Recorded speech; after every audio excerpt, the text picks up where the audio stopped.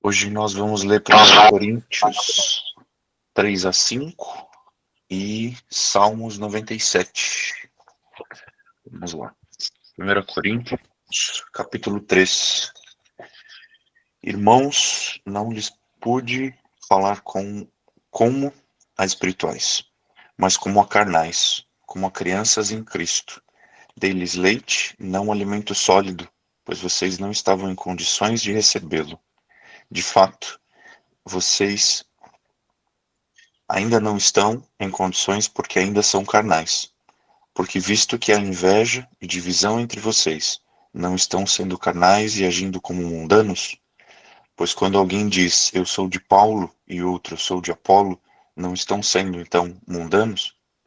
Afinal de contas, quem é Apolo? Quem é Paulo? Apenas servos, por meio dos quais vocês vieram a crer, conforme o ministério que o Senhor atribuiu a cada um. Eu plantei, Apolo regou, mas Deus é quem fez crescer. De modo que nem o que planta, nem o que rega são alguma coisa, mas unicamente Deus, que efetuou o crescimento. O que planta e o que rega têm um só propósito, e cada um será recompensado, de acordo com o seu próprio trabalho. Pois nós somos cooperadores de Deus, vocês são lavoura de Deus e edifício de Deus.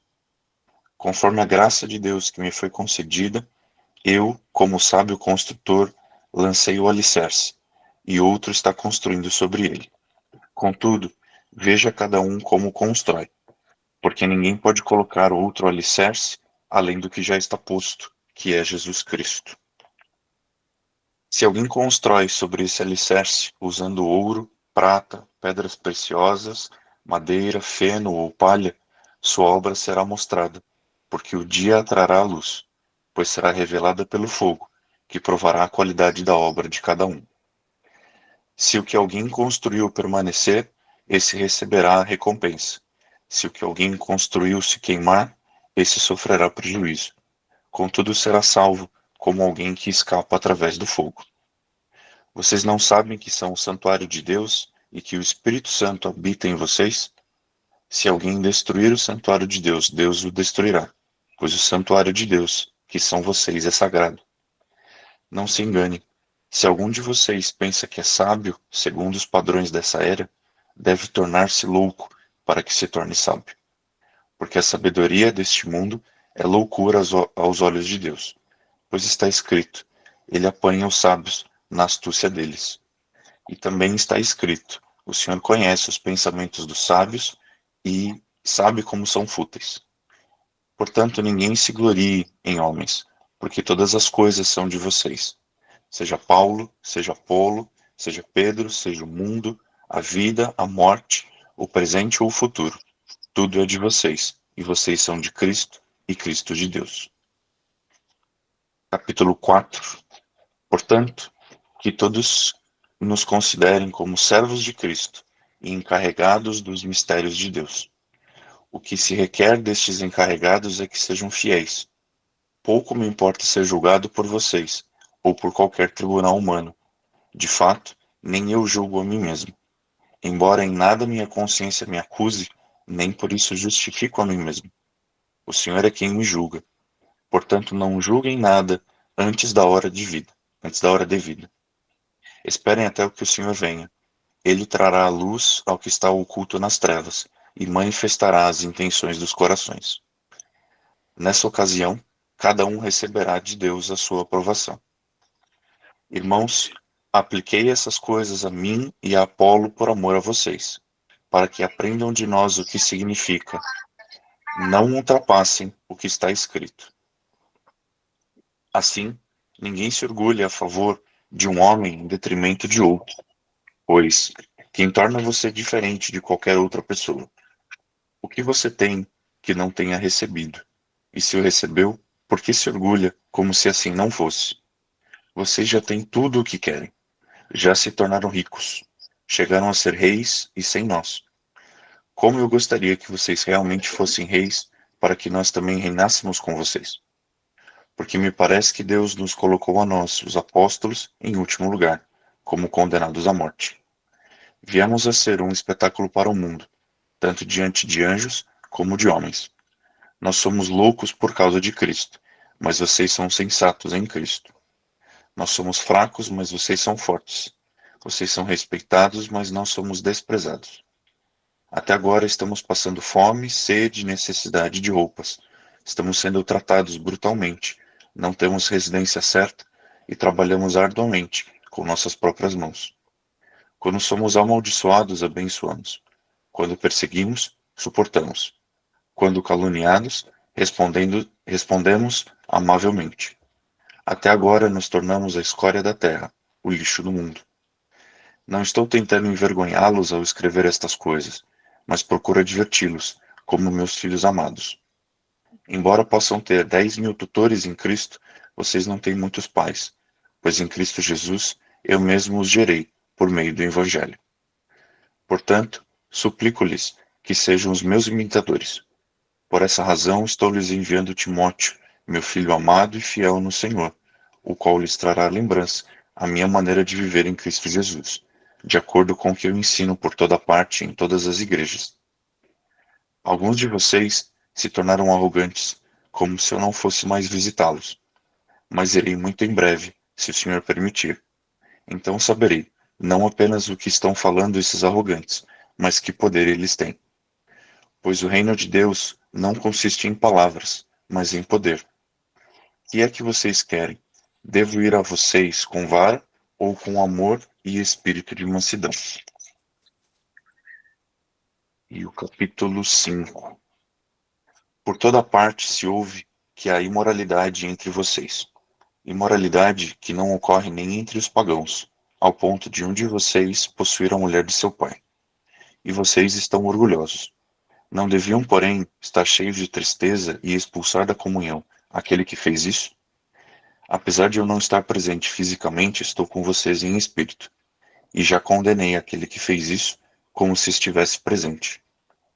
Quando vocês estiverem reunidos em nome do nosso Senhor Jesus, estando eu com vocês em espírito, estando presente também o poder de nosso Senhor Jesus Cristo, entreguem esse homem a Satanás, para que o corpo seja destruído e seu espírito seja salvo no dia do Senhor. O orgulho de vocês não é bom. Vocês não sabem que um pouco de fermento faz toda a massa ficar fermentada? Livrem-se do fermento velho, para que sejam massa nova e sem fermento, como realmente são. Pois Cristo, nosso Cordeiro Pascal, foi sacrificado. Por isso, celebremos a festa não com o fermento velho, nem com o fermento da maldade e da perversidade, mas com os pães sem fermento, os pães da sinceridade e da verdade. Já lhes disse por carta que vocês não devem associar-se com pessoas imorais. Com isso não me refiro aos imorais desse mundo, nem aos avarentos, aos ladrões ou aos idólatras. Se assim fosse, vocês precisariam sair desse mundo.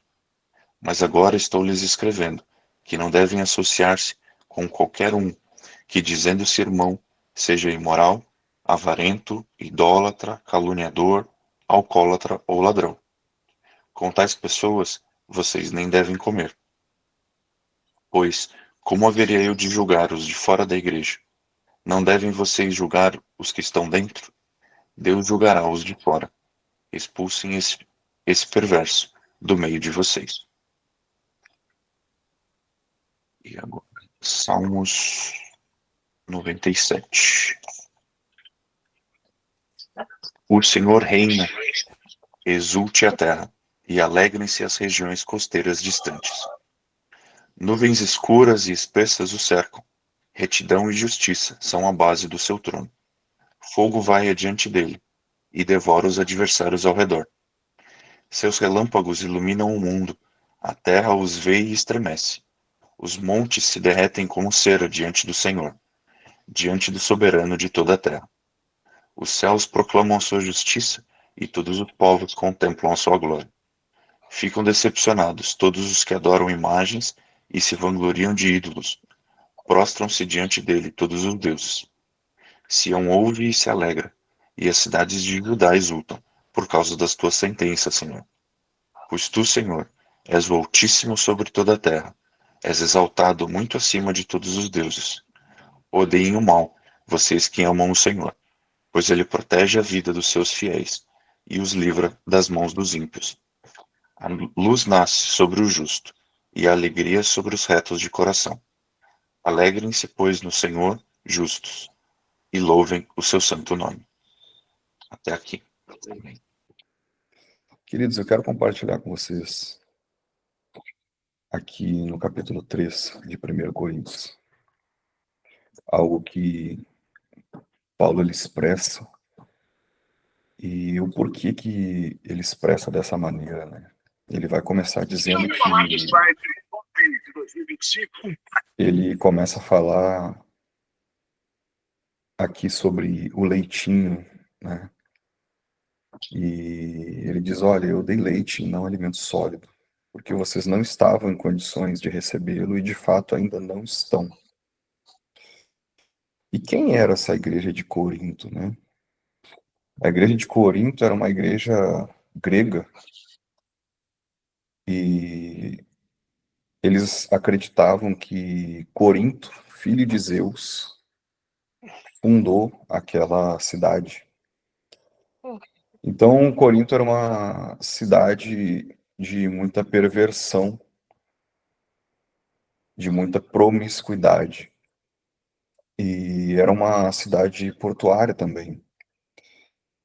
De forma que, de todas as partes do mundo, haviam pessoas ali com uma fé diferente.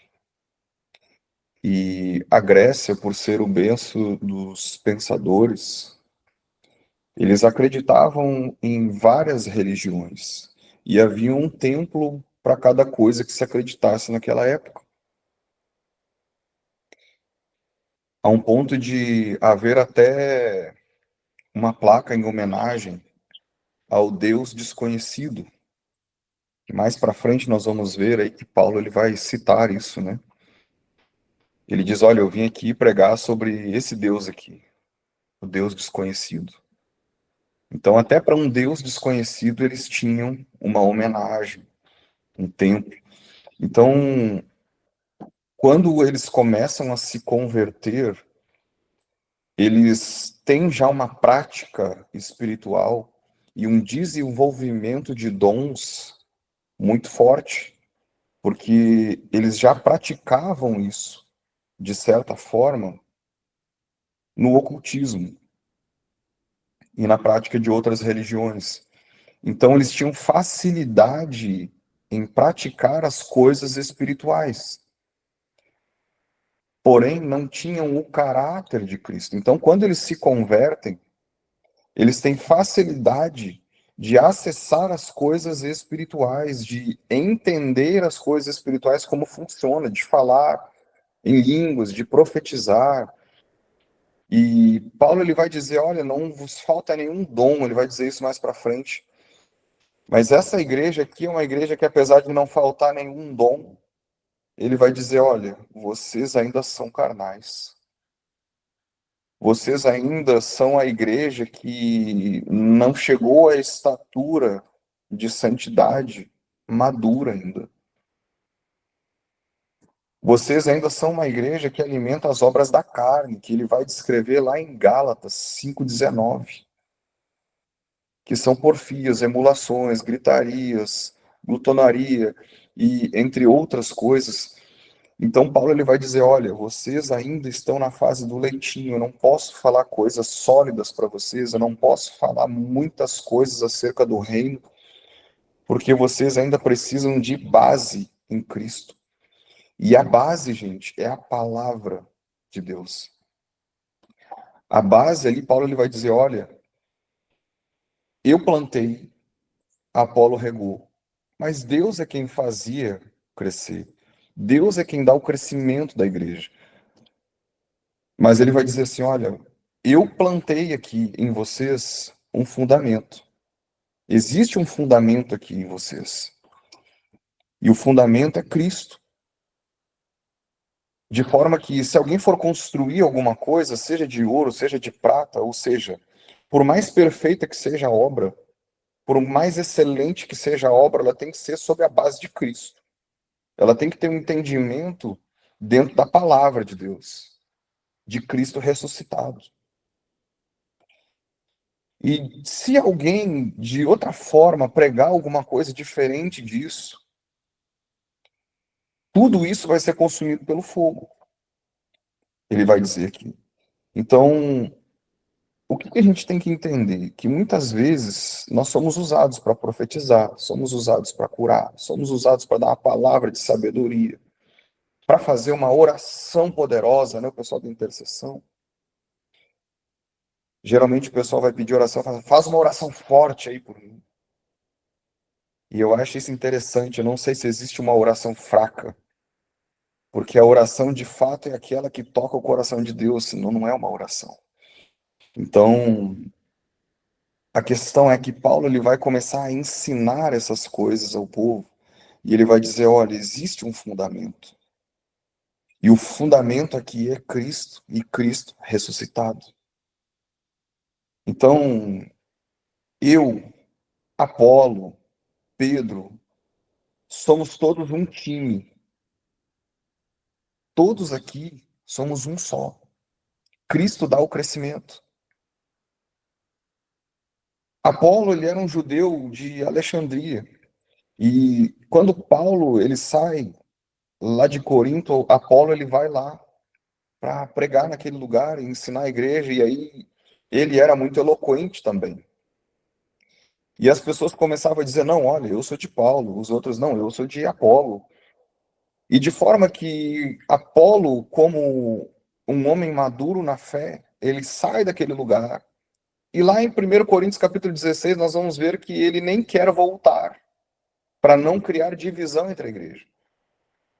Porque ele entende a preciosidade da unidade da igreja e do pensamento da igreja. Para que a igreja cresça, não pode haver divisão de placa. Não pode haver uma divisão de, eu sou de fulano, eu sou de ministério tal, estou na cobertura do fulano. Não existe isso, nós somos de Cristo. E ele vai dizer, olha, ainda tem entre vós alguns que têm pecados severos. Tem gente aí no meio de vós que se acha muito sábio, que está ensoberbecido. E aí ele vai dizer, eu quero ver o que que acontece quando eu for ter convosco, porque muito em breve eu irei. Ele diz assim, lá no capítulo 4, verso 19, assim, muito em breve eu irei, se o Senhor me permitir. Então sabereis não apenas o que estão falando esses arrogantes, mas o poder que eles têm. Pois o reino de Deus, verso 20, não consiste em palavras, mas em poder. Então eu quero que vocês peguem essa chave e que vocês entendam algo. O reino de Deus, ele não consiste em palavras de persuasão humana, mas de poder. Vocês já devem ter participado de culto, de ministrações até online, onde algumas pessoas dão alguma palavra, mas determinada pessoa, quando pega o microfone, a atmosfera muda. Algo diferente acontece. Porque o Espírito de Deus é com aquela pessoa, ele tem um poder nele. Existe uma essência de glória naquela pessoa. E a atmosfera muda, é uma atmosfera propícia para milagres, para sinais, para maravilhas, para conversão, para quebrantamento. Então Paulo ele vai dizer, olha, não basta ser um pregador. Não basta apenas conhecer a palavra. Não basta apenas ter o dom, mas é necessário ter o poder. Jesus disse assim para os discípulos: ficai em Jerusalém, até que do alto vocês sejam revestidos de poder. Quando ele fala poder aqui no grego é dunamis, é poder explosivo, como se fosse uma dinamite. É uma essência dentro de você que nada pode parar, que nada pode oferecer obstáculo. É algo que está dentro de você que vence barreiras. Então Paulo está dizendo, olha, o reino de Deus, na verdade, não consiste em pregação. O reino de Deus consiste numa vida imparável. O reino de Deus consiste numa vida de quem avança. Em Hebreus 10, verso 38, ele vai dizer assim: porque nós não somos dos que retrocedem para a perdição, mas nós somos dos que avançam. Verso 39. Então, Paulo ele vai dizer que o reino de Deus, muito se fala do reino, o reino, mas o que é o reino? O reino de Deus é poder. E o poder de Deus é transformador. O poder de Deus, ele transforma geografias, ele transforma corações, ele transforma situações familiares. Quando Marta e Maria vão falar com Jesus na ressurreição de Lázaro, lá em João 11, elas chegam para Jesus e dizem assim: mestre, se o senhor tivesse aqui, o meu irmão não teria morrido. Jesus não tinha ido curar um enfermo. Jesus tinha ido transformar corações pelo poder de Deus. Através da ressurreição de Lázaro, muitos conheceram o poder de Deus. Jesus ele diz: olha, vocês vão receber o Espírito Santo sobre vocês. O Espírito de Deus sobre vocês. O Espírito de poder sobre vocês. E vocês receberão poder. E vós sereis minhas testemunhas. O que ele está ensinando para nós aqui, que Paulo entendeu muito rápido. Porque Paulo era um fariseu. Paulo era aquele que se achava muito sábio e perseguia a igreja porque ele conhecia a lei, porque ele conhecia a Torá, ele conhecia os mandamentos. Então ele era muito zeloso por causa da palavra, mas ele não tinha poder algum nele. E aí quando ele está a caminho de Damasco, e Jesus se manifesta a ele no caminho, e ele cai no chão cego, Deus manda um profeta visitá-lo chamado Ananias. Então o profeta vai, impõe as mãos sobre Paulo e caem escamas dos olhos de Paulo. Paulo ali ele não recebe só uma revelação de quem é Jesus, mas do poder que carregam os seus filhos para transformar a visão física e a visão espiritual. Ali a visão de Paulo é resetada, o entendimento de Paulo é resetado. O entendimento de Paulo ali é refeito. E ele recebe então esse poder, esse dunamis. A Bíblia diz que o poder veio sobre Paulo. Ele foi cheio do Espírito de Deus ali. Assim como os discípulos foram cheios do poder de Deus quando o Espírito de Deus veio sobre eles. Paulo foi assim também. E ele sai dali já com outra atmosfera de poder.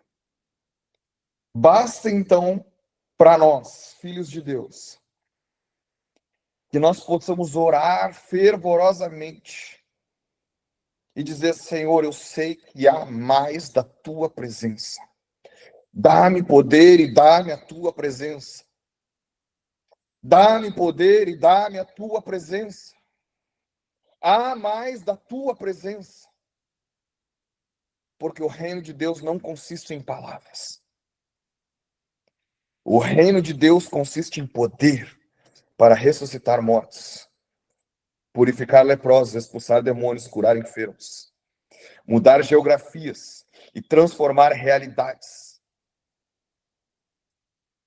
Jesus ele disse: o Espírito de Deus está sobre mim e me ungiu a trazer boas novas. E o que é boas novas para o pobre? Prosperidade financeira. O que é boas novas para o aflito? Vestes de louvor. O que é boas novas para aquele que está cativo, que precisa de libertação? É liberdade no espírito. É um espírito renovado. vestes de louvor para aquele que está angustiado. O poder de Deus, ele é transformador. E nessa manhã eu quero te convidar a, nos próximos 7 dias, você desafiar, isso mesmo, ouça o que eu estou dizendo para você, você desafiar o Senhor em oração. E dizer, Senhor, eu te desafio a me dar mais hoje da tua presença do que o Senhor me deu ontem. Ao Senhor derramar mais sobre mim ontem do que ontem. Dá-me mais porque eu sei que há mais da tua presença, do teu poder e da tua glória. Eu quero desafiar você 7 dias a fazer essa oração. E Deus, ele vai começar a manifestar o reino na tua vida. O reino na tua casa, na tua família, no teu negócio, na tua geografia. Porque há uma realidade que as pessoas não conhecem. As pessoas conhecem um evangelho de palavras. Jesus nunca disse para nós pregarmos. Jesus disse, vão e façam discípulos.